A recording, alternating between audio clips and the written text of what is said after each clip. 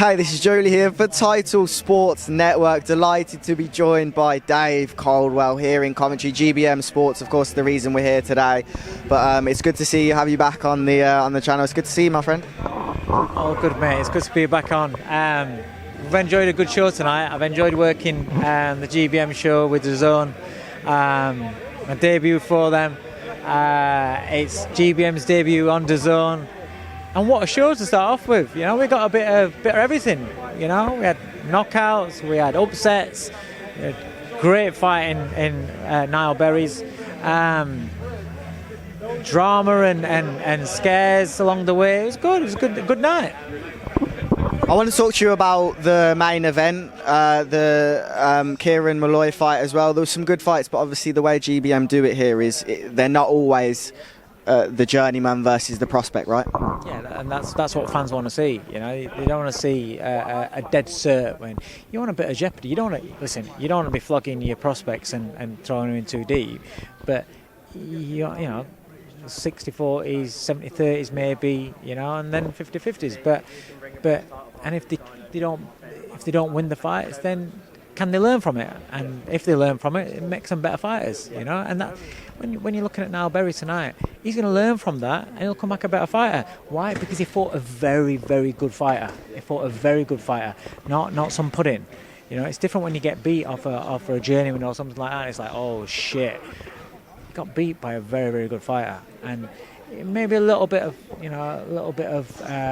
complacency in believing in the strength and he's so strong, he's relentless, is this. You've got to be a bit cute with that as well.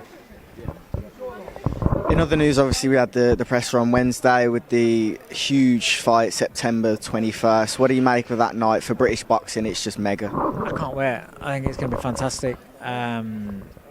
It's just such a good show. It's just brilliant, and Wembley's going to be absolutely packed. I was there at Wembley when Froch versus Groves, when AJ's boxed at Wembley.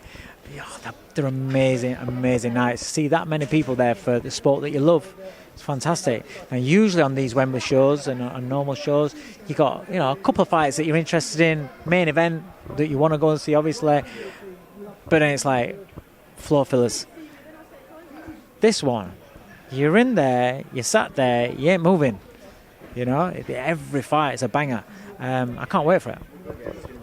What do you make of that main event? Obviously, it's kicked off on social media. Let's talk about that little viral clip of AJ and Dubois at the face-off. I absolutely love it. I love to see it. You know, you want to see if somebody's pissed off, then you want to see them react. You know, obviously you don't want it to go out of hand, but you want to see that little bit of beef, that little bit of needle. Or, he's got under his skin and he's reacted and he's like, let him know about himself. There's nothing wrong in that. I don't see anything wrong in what AJ did afterwards. Maybe, you know, I'll pick a chair up and smash it across the face. It's a little bit different. Do you know what I mean? You normally think, a man like you just threaten to chin him, but you know, it adds to the drama, and it's what he felt in the moment. So I'd rather him be like that and be himself than being all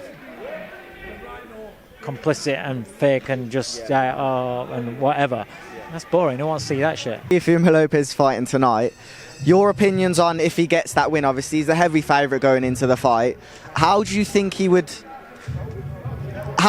do against Devin Haney? Because we spoke to him on the channel a couple of days ago, and he said that fight would happen. It would have to be for a world title. How do you think a Teofimo versus Devin fight would go? It depends which Teofimo turns up. Depends which Teofimo, because he blows hot and cold. Haney could pop his head off, because Haney's. Also, you don't know what Haney's going to be like after that Garcia fight, you know, because he's had that much smoke blown up his arse, and then to get bashed up like he did. Regardless, listen, Garcia's a drug cheat, simple as that. But some fighters never recover from something like that mentally. If he recovers from it, then I expect Haney he probably if Teofimo's not on it, win quite comfortably. But if Teofimo's on it, it's a really good fight. And again, I'll say, you just don't know which version you're going to see. How's the kids getting on? I always check your Instagram. Your son wants to be a footballer. Your daughter wants to be a DJ. That makes me want to be a parent, man. I love it. Oh man, honestly, I'm so proud of them because they're both chasing their dreams and the passions. They're both focusing what they're doing. My daughter's smashing the DJing scene. She did Ministry of Sound about 5 weeks ago. Ministry of Sound in London. She's going out to Ibiza. She's got a couple of residencies over here, Leeds and Sheffield. She's absolutely smashing it. And my little boy's just signed for Mansfield Town, so yeah, so he's buzzing with that. He just works so hard. It's like I was in Belfast these few days, and today, this morning, I know he was at training with Mansfield last night, and then this morning he sent me a little video. He's done his box-to-box runs. You know, I don't have to be there. I never tell him what to do. He takes it upon himself because he's mentally driven. You know, he wants to make it, but he knows how hard it is, and he knows how hard you've got to work. But what I've always said to my kids is, if you've got a dream and you've got a passion to do something, if you really want to do it, why can't you do it? Because people say, oh, it's 1 in a million chance. Yeah, but somebody's got to do it. And if you're willing to work harder than anybody else, why can't it be you? Why can't it be you? Do you know what I mean? And so it's the same thing that we say to us fighters, to a little kid in an amateur gym. You know, you don't say to a kid in an amateur gym who's boxing, oh, you've got no chance, mate. It's 1 in a million that you're going to make it. You don't say that. You say, oh, God, keep working, keep training hard, and you never know what happens.